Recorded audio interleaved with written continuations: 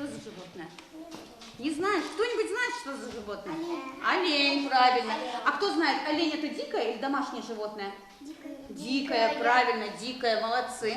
Обучать маленьких непосед животному миру легче всего в игровой форме, уверена Елизавета Албакова. Воспитателем она работает уже 5 лет. За это время смогла полностью изучить все тонкости педагогической деятельности. Каждому ребенку женщина подбирает правильный подход. В этом нет ничего сложного. Главное – любить детей и уметь находить с ними общий язык, считает Елизавета Албакова. В детский сад я пришла работать, потому что мои дети стали уже взрослыми. А я себя чувствовала не полностью, наверное, все-таки во мне еще что-то осталось, чего бы мне хотелось додать детям.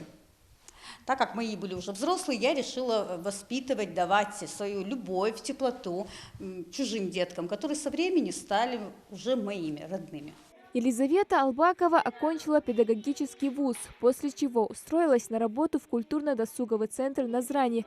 Уже тогда женщина понимала, что именно работа с детьми – ее призвание. В 2018 году она приняла решение устроиться в детский сад, о чем не жалеет по сей день. За время работы Елизавета Албакова выпустила 1 группу, на пути к выпуску 2. Позитивное отношение к жизни, чуткость, терпение и настойчивость – эти качества помогли ей стать настоящим профессионалом своего дела. Я считаю, что воспитатель, да и педагог в первую очередь должен быть самодисциплинированным, стрессоустойчивым, потому что он никогда не должен забывать, что на него смотрят десятки пар глаз.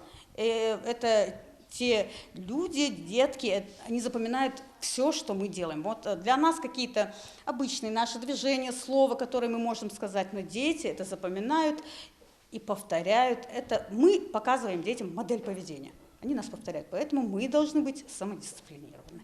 С детьми у Елизаветы Албаковой все взаимно. Каждый посещает сад с большим удовольствием, ведь там их ждет любимая Елизавета Башировна, с которой можно поиграть, научиться всему и даже доверить свои маленькие секреты. Наш воспитатель очень веселая и умная. Хорошая и добрая и умная.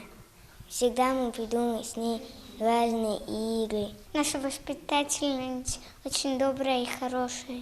Несмотря на хороший опыт работы, Елизавета Албакова не стоит на месте, всегда ищет пути профессионального роста. Очередной возможностью для нее стал конкурс «Воспитатель года», где она одержала победу в региональном этапе, оставив позади 5 соперников-педагогов из других детских садов Ингушетии. Мы уверенно, я считаю, шли к победе, хотя девочки-конкурсантки были достаточно подготовлены. У них был большой опыт работы, в отличие от меня. Но все равно мы готовились, мы работали. Готовиться к каждому этапу конкурса Елизавете Албаковой помогли ее коллеги, которые на протяжении всего периода находились рядом и оказывали поддержку. После муниципального этапа, когда мы вышли на региональный уровень, в МАГАСе участвовали, мы ездили целой командой для того, чтобы эмоционально ее поддержать. Так как готовились вместе, все это делать совместно со всеми нашими сотрудниками. Как бы самоуверенно не звучало касательно Елизаветы Башировны, вот в первый день я ей сказала: Елизавета Башировна, если кто-то и должен выиграть, то это будете вы. Не знаю, наверное, это немножко самоуверенно звучит, но тем не менее, зная, какую работу человек проделал за 5 лет, зная, какой он в работе с детьми, Елизавета Башировна – это человек, который должен был победить. На сегодняшний день Елизавета Албакова готовится к федеральному этапу конкурса «Воспитатель года», который пройдет в Волгограде уже совсем скоро. Расслабляться еще рано, поскольку там ей предстоит конкурировать с лучшими воспитателями России. Малика Измайлова, Джамалил Султыков, Новости 24.